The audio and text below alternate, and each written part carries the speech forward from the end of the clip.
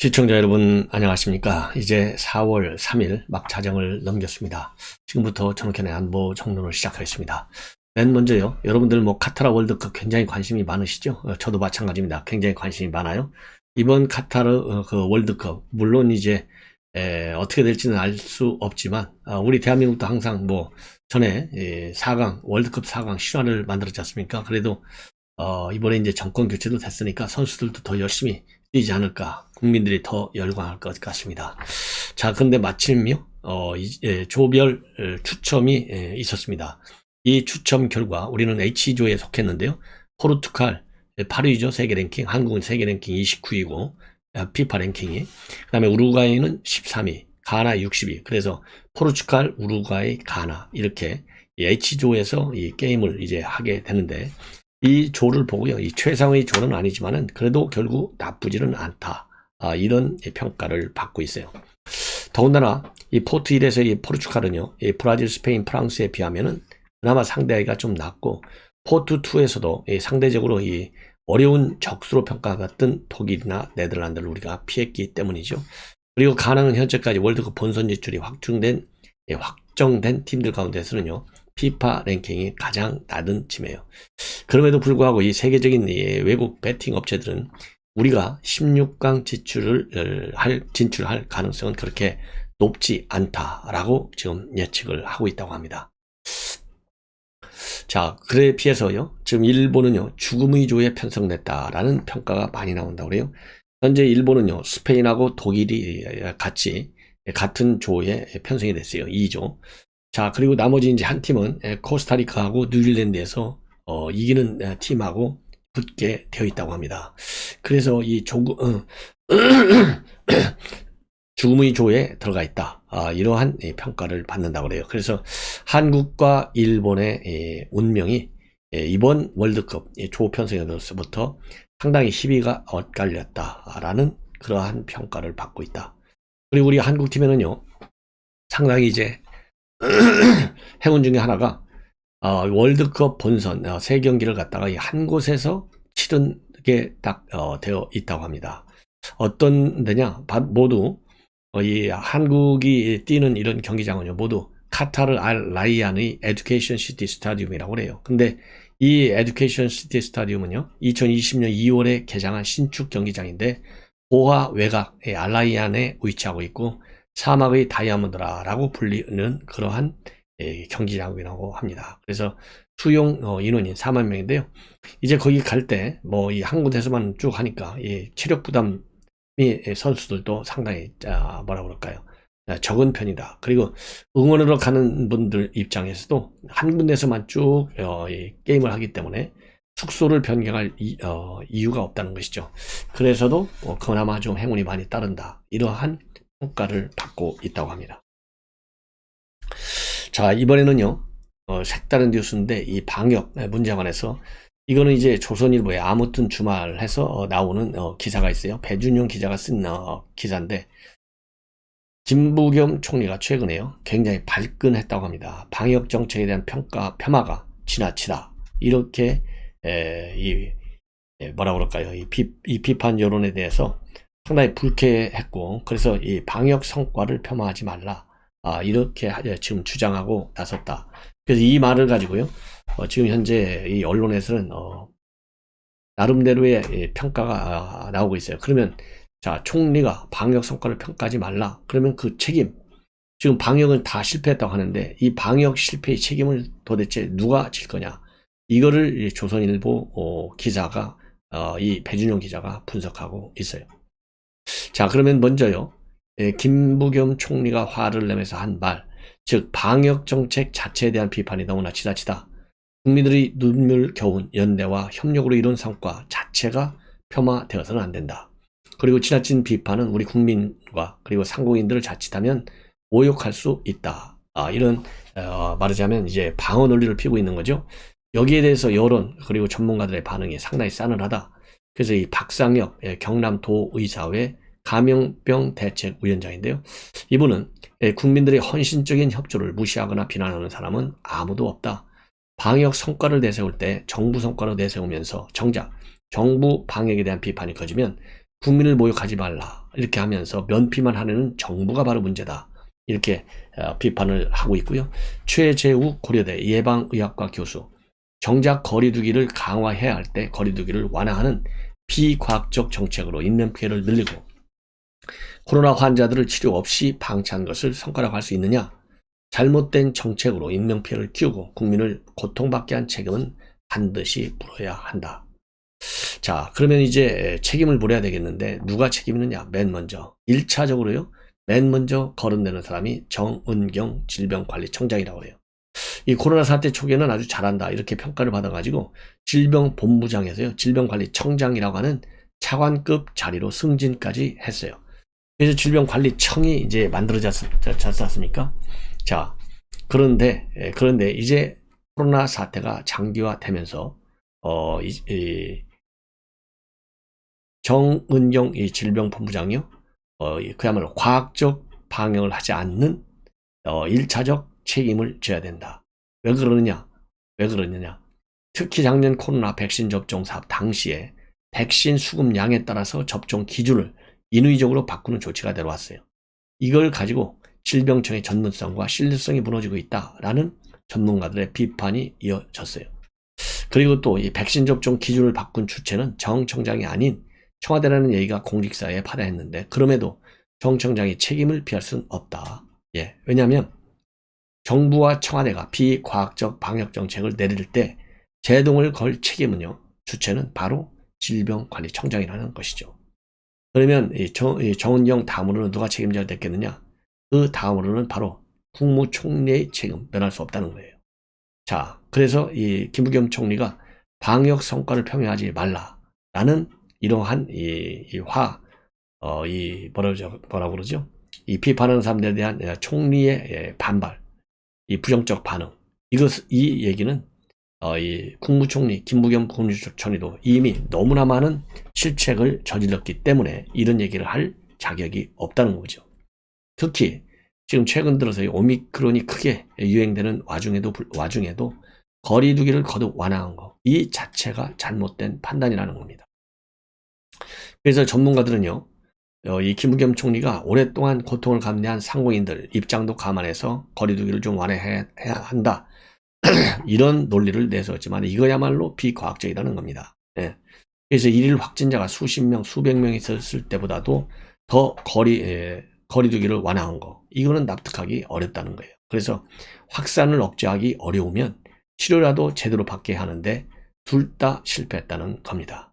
그리고 김부겸 총리가 지난해 11월부터 주도한 단계적 일상 회복도 마찬가지로 실패했다는 겁니다. 그리고 또 이 김부겸 바로 전임자인 정세균 총리 마찬가지라는 거예요. 왜? 사태 초기에 중국발 입국 제한을 앞장서서 반대했다는 거예요. 그리고 중환자 병상 확보도 없이 거리두기를 완화해서 3차 대유행을 초래했다는 겁니다. 그렇기 때문에 이 국산 백신과 치료제에 과도한 기대를 걸다가 백신 도입을 뒤늦게 한 책임, 이것도 정세균 총리는 피할 수 없다는 겁니다. 더욱이 지난 작년 4월달에 대권 도전을 위해서 총리적 사임한 거, 이거 어마어마한 정치적 책임을 져야 한다.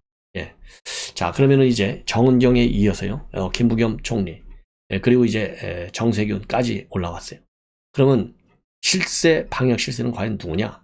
누가 뒤에 숨어 있느냐 이거예요. 바로 청와대라는 거죠. 그래서 방역 실패의 가장 큰 책임은 결국 문재인 대통령과 누구냐? 바로 질병관리청이 청와대에 있다는 겁니다. 그래서 대외적으로는요, 총리실이 방역을 총괄하고 질병관리청이 실무를 전담하는 걸로 돼 있지만 사실상의 컨트롤 타워는 누구냐? 청와대라는 겁니다. 특히 김용익 사단으로 불리는 의료사회주의 라인의 핵심 인사 누구냐? 이진석이라는 거예요. 자, 그리고 작년 4월달에 신설한 방역기획관 김호란, 이 두 사람이 방역에 실세라는 겁니다. 청와대에 숨어있는. 그래서 이러한 사람들이 사실상 가장 큰 책임을 져야 한다는 겁니다. 그리고 이 사람들 위에는 누가 있느냐? 바로 문재인 대통령이 있다는 거예요. 그래서 문재인 대통령 정치 책임의 최고 져야 할 사람은 바로 문재인 대통령이다. 이렇게 지금 조선일보 기사가 분석을 하고 있습니다.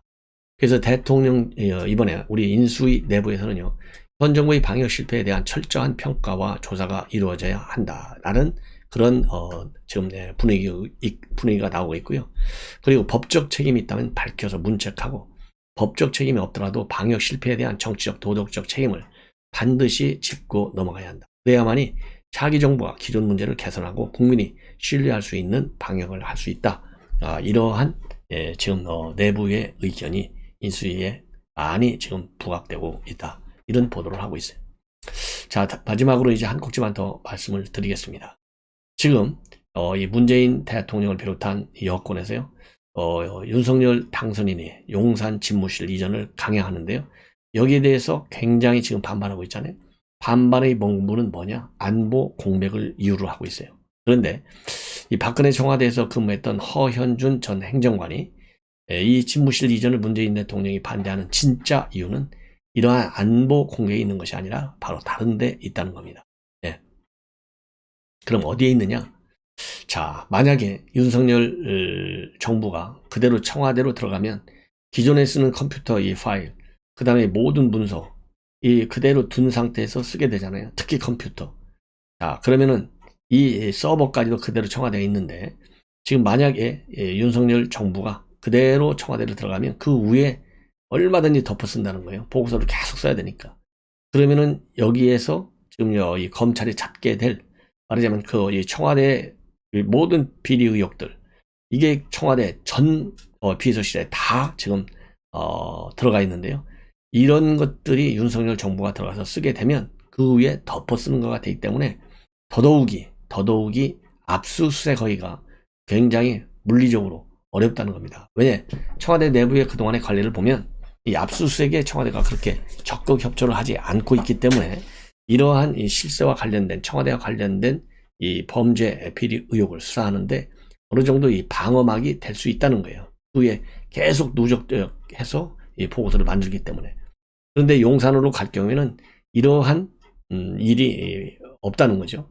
그대로 만약에 압수수색을 해가면 청와대 문재인 대통령이 썼던, 그때 문재인 정부에서 썼던 컴퓨터 파일 그대로 찾아간다는 거죠. 압수수색을 한다.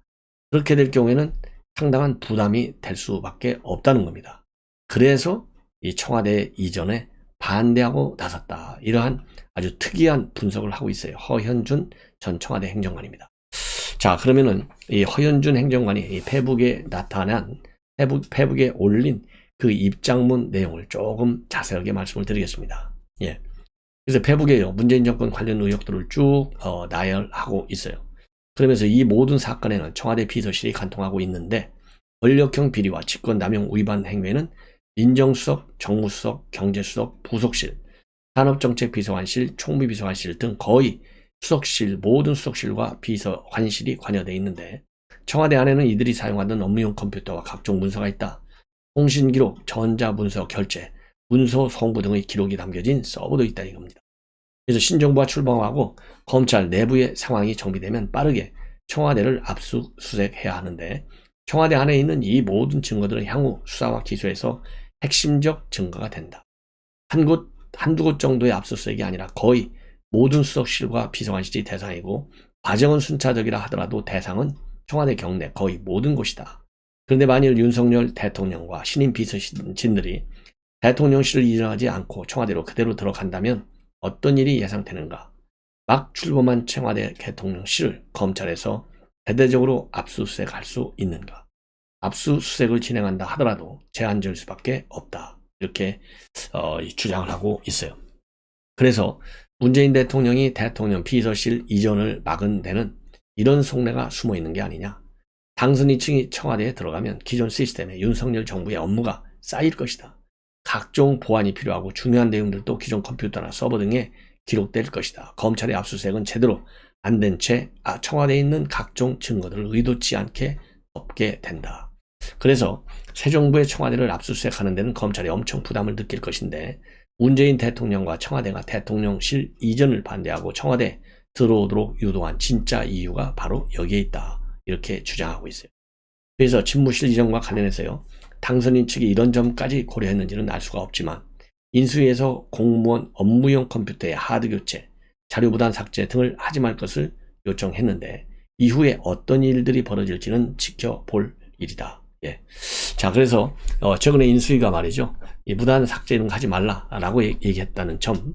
이거는 그럼에도 불구하고 결정적 이 비리 이 행위의 증거가 될 만한 그런 부분들은요. 틀림없이 삭제할 가능성이 많고, 삭제 후에는 복구가 되지 않는 특수 기법을 사용할 것이다. 이렇게 저는 판단을 하고 싶습니다.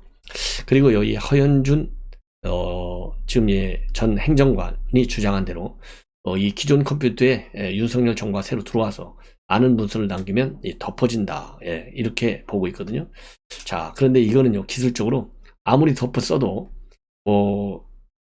그러니까 이제 워드 같은 경우는요, 많이 덮었으면 이 원래 이 문서를 찾기가 어렵다, 이런 면도 물론 있지만, 그래도 요즘은 말이죠, 이 복구 기술이 워낙 발전돼 있어서 부분적으로 완전히 복구를 못하는 것은 아닐 것이다, 이런 생각이 들어요. 자, 그리고 윤건영 이 복심인데요, 윤건영 의원이 문서 파괴하지 말라, 이런 공문을 각 부처에 보낸 것과 관련해서는요, 잠재적 범죄자로 본다. 그래서 인수의 이런 명령은 현장에서 일하는 공무원을 잠재적 범죄자로 보는 행위고, 공직자의 사기를 꺾고 자존감을 훼손하는 일이다. 함께 일하는 동료로 생각하지 않는 전형적 점령군의 태도다. 그러면서요, 이번 민수위 공문을 보면서 기시감이 드는데, 노무현 전 대통령을 수사했던 이명박 정권과 너무 흡사하고 오히려 그 시절보다도 더 빠르게 움직인다.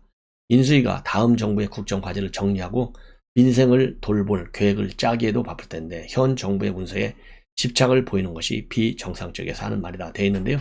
과거에도 이런 문서 뭐라고 그럴까요? 삭제, 파기하지 말라, 이런 협조 요청 공문이 과거부터 내려오고 있어요. 그래서 마치 윤석열 정부의 인수위만 오로지 이렇게 파기하지 말라라고 하는 특별한 협조를 요청하는 것처럼 이 언론을 호도하고 있는 이 매우 안타깝다라고 생각이 듭니다. 자, 이상으로요, 본 방송은 마무리하고 잠시 후에 심야 방송 시작하겠습니다. 시청자 여러분들께서요, 많이 시청해 주시면 대단히 고맙겠습니다. 감사합니다.